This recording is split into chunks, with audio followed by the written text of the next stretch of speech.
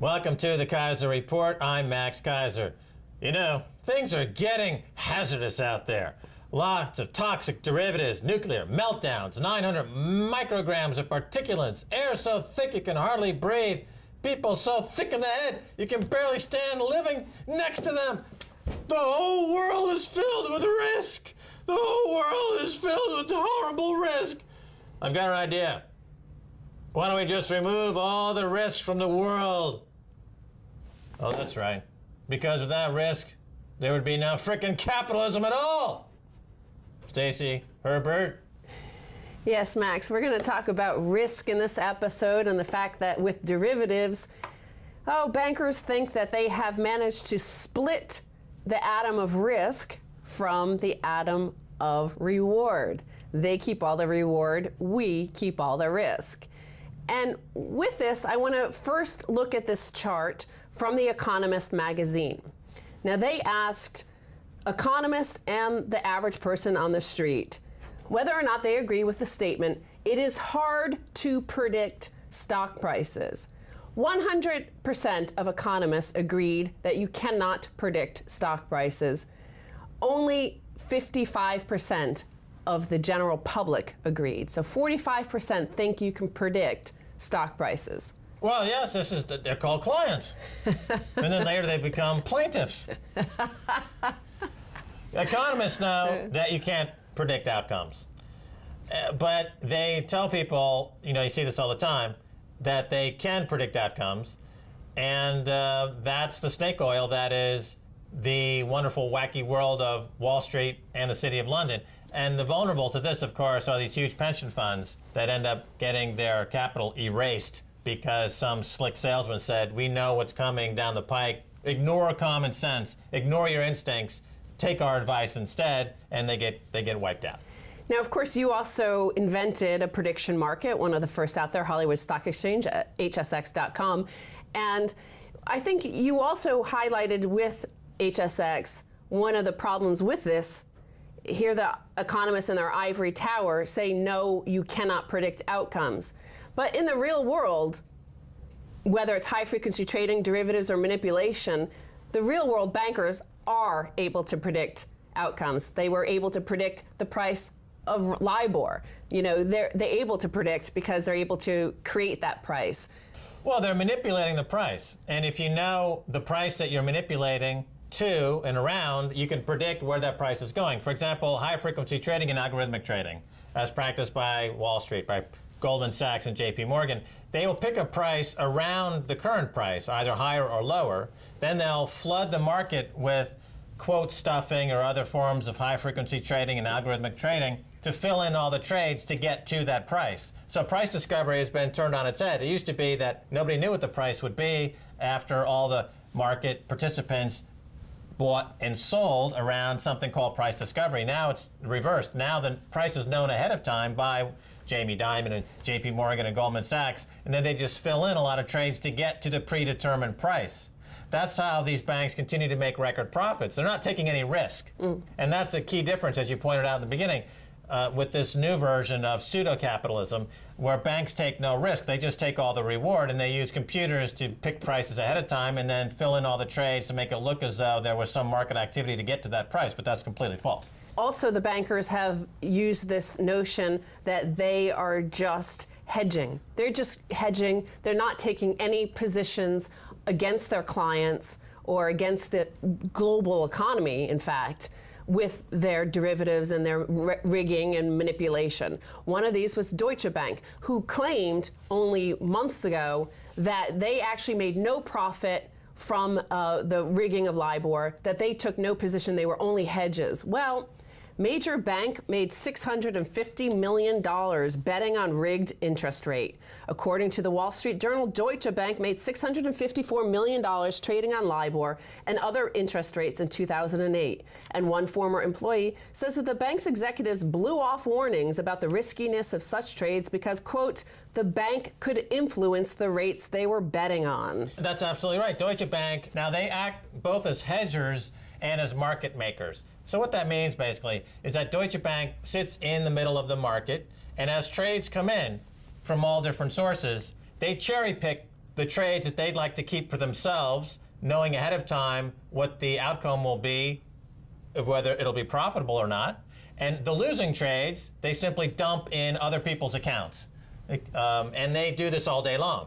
And so do other market makers and hedgers like a Goldman Sachs. I mean, Lloyd Blankfein told Charlie Rose in New York City this is exactly what they do. He admitted, or Jim Cramer told Aaron Task, who's now at marketticker.com, that this is exactly how he made money when he managed a hedge fund on Wall Street, by cherry-picking trades in a manipulative way, by being a hedger and a market maker simultaneously. That's not capitalism. That's fraud. Well, according to this story, the interest rate bets included an estimated profit of 24 million euros for each 100th of a percentage point that the 3-month U.S. LIBOR increased compared with the 1-month U.S. dollar LIBOR, according to the documents. Because of the vast size of the derivatives pool, a lot of the general population doesn't have the anger about these massive crimes because they think it's 100th of a percentage of a LIBOR rate move that would have seen them making 24 million euros profit.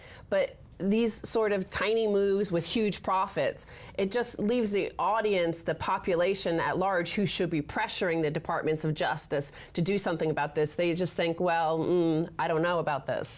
Well, this is where Paul Krugman gets it completely wrong. Paul Krugman advocates that the government expand their balance sheets, expand the debt load, go deeper into debt, expand the bond issuance, expand the size of the Federal Reserve's balance sheet and Jamie Dimon's JP Morgan's balance sheet. Central banks and commercial banks want the debts to be as high as they possibly can for what you're just saying, because they can apply that fractional percentage point of fraud over vastly larger pools of capital. You know, it's not for nothing that we're at $600 trillion worth of derivatives. It's not an accident that the central banks have hundreds of trillions of dollars worth of debt, that all the major G20 countries are severely in debt. That's where banks are able to fish for riskless profits. The bigger the debt, the easier it is for them to risk for riskless profits. They love the debt because it's easier for them to commit fraud and to suck capital out of the system and pay themselves huge bonuses. Now, the other risk, of course, is that one day people will recognize what has happened to them, and that risk we're seeing result in the emergence of a new trend, which is the so-called libertarian communes. Now, this is one of the things I have always maintained about the American school of libertarian, and that is that they're kind of like the 1960s and 70s wave of hippies who formed communes as well to live in this world of peace and love, and they all ended up with gonorrhea and syphilis and stabbing each other and twisted romances. So that's what happened there. Sounds like a party. So Glenn Beck is planning a $2 billion libertarian commune in Texas. So it's going to have an amusement park. They're going to produce their own energy and food. But it looks like a big entertainment complex, almost out of 1984, with the big face of Glenn Beck re-educating everybody, because he does say there will be a learning center where people can send their children to be deprogrammed and elected officials can come to learn the truth. Well, let's put aside for a second the question of whether or not Glenn Beck has syphilis. And let's focus instead on this trend of libertarian paradise construction by folks like Glenn Beck and others who have raped the economy. The American economy is not coming back, neither is the British economy, because the banks committed what's called a scorched earth. They decimated the economy. There is no potential for growth or jobs coming back because it's been utterly destroyed. And Glenn Beck and these other folks know this, so they're busy building castles surrounded by moats and armed guns to try to hold on to the money that they stole. Indeed. In fact, at the forefront of this has been Koch Industries. They've been behind the notion that workers should get paid less and less, that you should compete with China. So developer pitches $1 billion Commonwealth for Belle Isle. A group of billionaires who have made their fortunes from corporate welfare want to turn an island park located in the Detroit River into an offshore tax haven. The guys behind this, one of them was the former guy, the head of Chrysler, who drove with Lee Iacocca to Washington, D.C.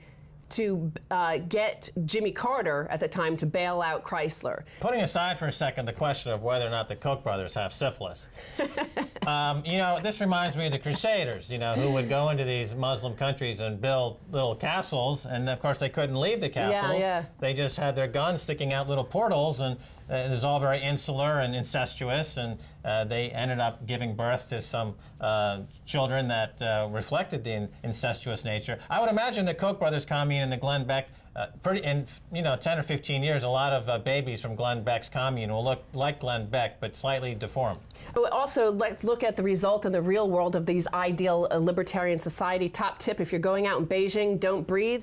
So this is Ai Weiwei wore one of these masks because in Beijing this week, where there are no regulations against any of the sort of Koch industries, you could spew any toxic chemicals, waste, anything. Well, people are having to walk around with gas masks on. The Beijing Municipal Environmental Monitoring Center says levels of PM 2.5 tiny particulate matter had reached more than 600 micrograms per square meter in many areas, and Reuters said it had even hit 900, its worst ever reading. The World Health Organization considers a safe daily level to be 25. So tens and tens of times more than is safe.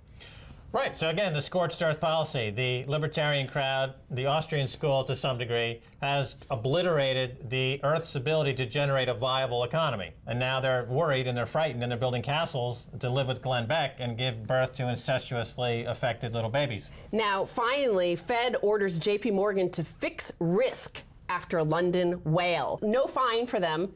No danger, no risk for them of any consequence to their actions. And in fact, this mask comes back in for the final headline. JP Morgan CEO Jamie Dimon pushes for bank to publicly shame him. He wants the bank to publicly shame him. He must have read 50 Shades of Grey.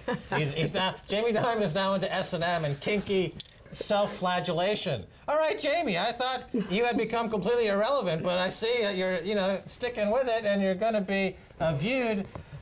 I'm looking forward. Stacy, I'm getting hot, but looking at you with that gas mask. I'm going to spank Jamie. Woo! Jamie, I'm coming for you! I need this gas mask for all the sulfur spewing up in Oh. Stay tuned for the second half. I'll be speaking with Nick Dunbar, author of The Devil's Derivatives.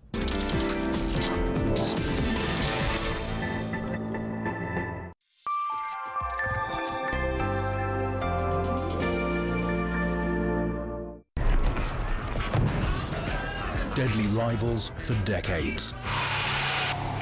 If you had 15,000 people killing each other in any other country, there would be diplomats, there would be mediators, it would go to the UN.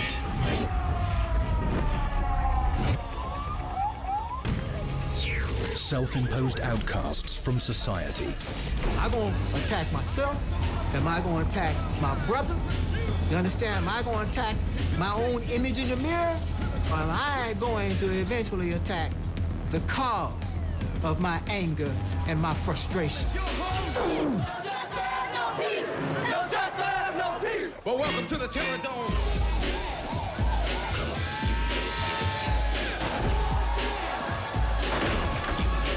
Two of the most violent gangs in U.S. history. It's just the whole motto, kill or be killed. With colors matching the national flag.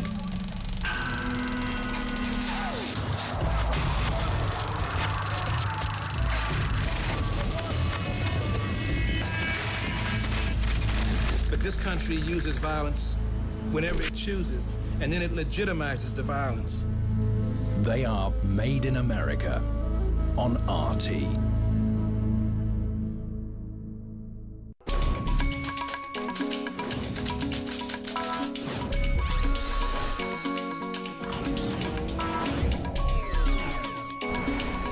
More news today. Violence has once again flared up.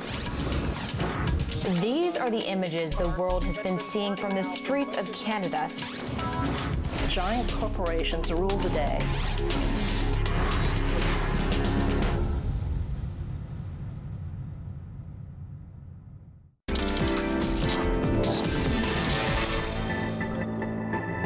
Welcome back to the Keiser Report. I'm Max Keiser. Time now to turn to Nick Dunbar, author of The Devil's Derivatives.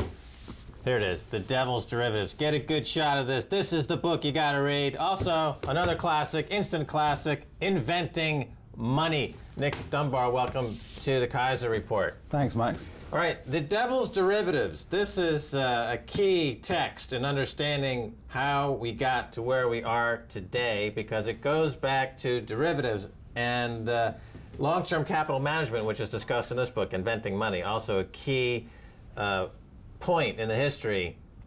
Let's talk about long-term capital management for a second and derivatives, and what's your take? This was the huge hedge fund that collapsed in 1998. This is actually the last time that Russia defaulted. And there was a lot of turmoil in the global markets around that time, and there was this hedge fund that was seemingly unconnected to all of these things, but was pulled down by the volatility in the markets and was bailed out by a consortium of the world's biggest investment banks. And at the time, it seemed that that was a warning shot across the bows of regulators around the world that this shadowy over-the-counter derivatives market was something that needed to be examined a bit more carefully. And I wrote that book with, partially to try and put that warning across. And we saw some, instead, the industry grew dramatically over the following decade, and we got to where we were today, which is a much bigger crisis than in 1998. All right, now long-term capital management, many would argue, as you are suggesting here, a seminal event in a few different themes. One would be the Federal Reserve under Alan Greenspan rushed in to drop interest rates to absurdly low levels to bail out long-term capital management. So, in other words, all of the savers out there who are on savings rates, fixed income, et cetera, ended up subsidizing this hedge fund in Greenwich, Connecticut. Number two, enormous leverage. Bets that were 50, 60, 70 to 1. Which, in an economy like this, again, why would the Fed be subsidizing this gambling approach to the markets? Three, you've got a theme, too big to fail. I think this is maybe the most important theme, because here you have long-term capital management, a hedge fund in Greenwich, Connecticut, that put a gun to the Fed's head, said, give us cheaper money, bail us out, or the entire global economy is going to go under. And that's a theme we saw with Hank Paulson during the 2008. We saw it with the banks here in the UK, with the Royal Bank of Scotland, Barclays and Lloyds threatening the government, banks in America threatening the government, and just now with the fiscal cliff and the debt ceiling, banks threatening the government, give us money or we crash the system. It all kind of comes from long-term capital management, I think. What are your thoughts? Oh, I think you're quite right. I mean, the too big to fail concept started then. I think that was the DNA got into the system at that point. It was slightly different from what happened in 2008, because this giant hedge fund officially was going to be dismantled, and that's what happened. What Greenspan did by cutting rates so dramatically wasn't really necessarily to save long-term capital management, because it was wound down. Its founders lost their money, and that was the end of that business. But it was really to save the counterparties of long-term capital management, which were the likes of JP Morgan, Deutsche Bank, UBS, you name the well-known guys in that space. So it was the links between this giant hedge fund and the big dealers in over-the-counter derivatives that they couldn't be allowed to fail, and they still can't be allowed to fail today, was really the link that we need to make. Let's talk about derivatives a little bit. Most people stumble on the term, but you could distill it into one very simple concept, and that is, it's a bet. Absolutely. It's a bet on some kind of underlying quantity, whether it's an interest rate, a currency, a stock price, or a credit default, something like that.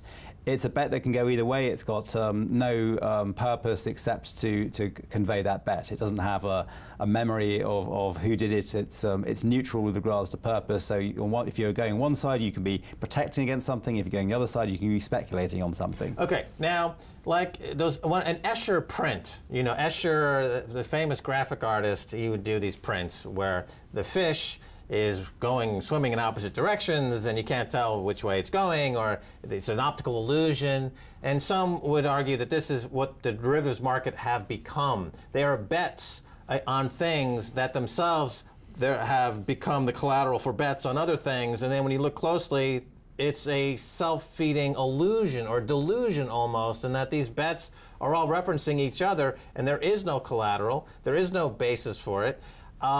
Just to give a little historical perspective, when I was in the business in the 80s and 90s, we traded options. An option is well understood. It's in its essence a derivative. You're buying an option, a contract based on the underlying stock or bond and the direction. But with derivatives, really, you're talking about a bet or an option on an option. And then we have 5, 6, 7, 8, 10 generation derivatives where there's a bet on a bet on a bet on a bet until the point where the bets are all self-referential, and in fact, it becomes a financial hologram. I know that's a long question and a bit poetic in a sense, but what are your thoughts on that? Yes, the idea is with derivatives is that you can shift risk around. And with banking back in the 1980s, the options market was fairly small. What banks did in Wall Street was they traded bonds and stocks, and it was kind of like an eat your own cooking problem. If you had too much on your balance sheet and the market went the wrong way, you were going to get burned. And that kind of kept Wall Street relatively honest back in those days. What derivatives do is allow you to offset risks with other things. So if you have a bunch of bonds on your balance sheet, you can hedge them, buy a derivative against that, or anything you want.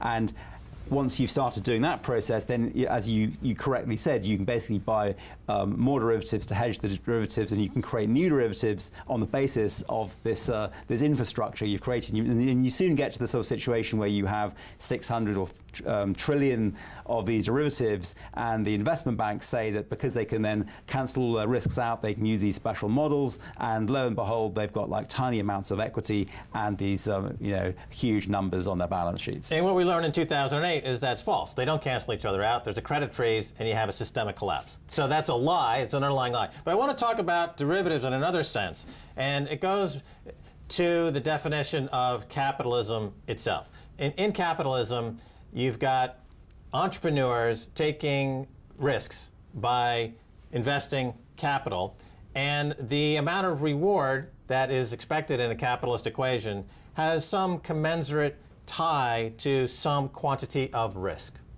And people who are willing to take risk have the potential to make rewards, and they may fail, in which case the risk is borne by the entrepreneur. And but we encourage the continuation of this in the hopes that some will be successful. So you have, though, one of my point is that you've got a connection between risk and reward that's not too difficult to understand. But with derivatives and the growth of derivatives, that relationship has been destroyed. Because now you have capitalists or bankers who are making bets, but not taking any risk. And that's a huge problem, because it totally upsets the whole definition of what capitalism is about. Jamie Dimon at JP Morgan is not a capitalist because he's making riskless bets, reaping the rewards when he's right, and when he's wrong, society ends up underwriting the cost. That's has anything to do with capitalism. Your thoughts? It's exactly how it works. In investment banking, when you trade, if you take one risk and then you hedge it out with another bank, say if you're Goldman Sachs, you hedge it out with JP Morgan, you basically can say you're not taking any risk because you're flat. And the more business you do, because you get paid a percentage of the volume you do, then all you need to do is do as much volume as you can, and it becomes a volume business rather than a risk business. Okay, let me jump in there. If it's a volume business and not a risk and reward business, then we understand then why there's an emphasis on things like high-frequency trading and algorithmic trading, because you're just pushing volume through the system to make the commissions, to make those spreads, but you're doing so risklessly, and you're actually destroying liquidity and destroying the markets in a lot of ways, because when a real buyer or seller shows up, there's no real counterparty to take that trade. You end up, again, returning to the Escher-esque like hologram that are these markets, where capitalism is dying, but Jamie Dimon, JP Morgan, Goldman Sachs, Royal Bank of Scotland, Barclays are siphoning off the cash and the integrity, just like anybody sticking a tube into somebody's gas tank and siphoning off the equity. That's what they're doing. Well, it's interesting. It's a kind of, you could say it's a slightly parasitical activity, yes, but you do need traditional players to be able to do this. So, and I wrote about this in the book, Devil's Derivatives, that you have these sort of cautious investors like pension funds, so you have traditional long-term investors that want these safe investments. And the game that Wall Street played and the City of London played in the last decade was to craft these things that look very safe, and then that would help them achieve the volume because they were just hedging everything themselves, and they were then sticking it into some package, and then people all over the world were buying it, and that's the fuel that drove that machine. Okay, so now I call this reverse drug dealing. You know, the cocaine dealer will cut the coke with something to stretch out the volume of his coke. It starts off with high-grade Colombian yayo, and you stretch it out to something that you improve your volume. But this is different. Wall Street starts off with derivatives that are worthless, and then they cut it with a little AAA-rated government bonds. And suddenly the entire mess is rated AAA by the rating agencies. Correct? Well, you certainly need these enablers, these rating agencies, regulators who rubber stamp the bank's balance sheets. You need these enablers to say this whole system works. That no one is there saying the emperor has no clothes. So the rating for sovereign debt in the U.S., for example, they have another crisis debt ceiling. The rating agencies are going to say we're going to cut your rating from AAA. It was already downgraded once. Very few credits now in the world have AAA, which means that the collateral holding up the devil's derivatives, really the biggest Ponzi scheme of all. If you thought Amway was a Ponzi scheme, it's nothing compared to the devil's derivatives. So the collateral is collapsing, Nick Dunbar. Even the ability to float massive Ponzi scheme-esque central bank-related fraud by fraudmeisters like Jamie Dimon, you still need a AAA-rated credit, but now those are disappearing. What's going to happen in 6 months from now when there is no AAA-rated credit at all in the world, and this hologram of derivatives chicanery, it just goes away, doesn't it? Well, you can say it's a good thing that people haven't got the illusion of AAA safety. In some ways, it was a substitute for doing your own homework and actually looking under the hood and seeing whether an investment was really as safe as people said it was. Nick Dunbar, author of The Devil's Derivative and special today, Inventing Money. Thanks for being on the Keiser Report. We're out of time. I'll have to have you in soon. Thank you. All right, that's all the time we have for this edition of the Keiser Report with me, Max Keiser, and Stacy Herbert. I want to thank my guest, Nick Dunbar of Bloomberg, and author of these fine books, which you should get immediately. If you want to contact us, please tweet us at Keiser Report or at facebook.com/Keiser Report. Until next time, Max Keiser saying bye, y'all.